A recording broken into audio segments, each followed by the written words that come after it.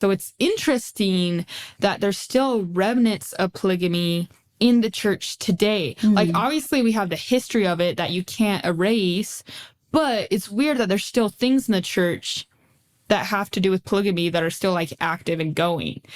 Like, for instance, polygamy in heaven. Like, according to the current theology that's preached, there will be polygamy in heaven. It's interesting. Like, that's So weird. Because men can still be sealed to multiple women in the temple today. Obviously, back then with Brigham Young and like 1800s and stuff, that was happening. But today, like, men, and the interesting thing is, it's exactly the same way that it was back then, where men can do it, but women can't. So men can be sealed to multiple women. It's not like living, not active anymore, but like if a man in the church gets divorced or their spouse dies or something like that, then they can remarry and then get sealed to that person.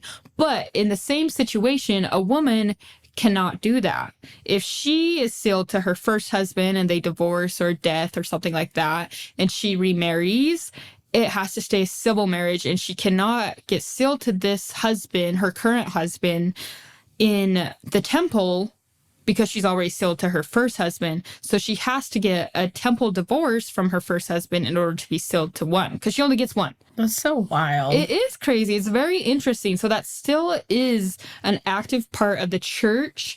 And it kind of gets weird because even in like church records, no matter what, like legally it is, a woman's last name in the church, even if she divorces her husband, still stays her husband's name unless she gets approval from the first presidency to change it in the church records. So even that is something you have to get approval from the first presidency. And this whole approval from the first presidency also stems to polygamy times and Brigham Young and like how it was set up back then. So it's interesting that that is still an active part of the church today.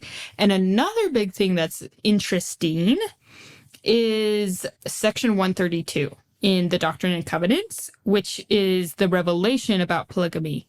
That's still a part of Doctrine and Covenants as a revelation. Obviously, they eventually said polygamy is not what we're doing anymore, and there was a declaration years later. But this is still like studied in Sunday school and still a part of the scriptures. So I do find all that like super interesting. I feel like that's one of those topics too that gets talked about quite a bit, and people are concerned with that one.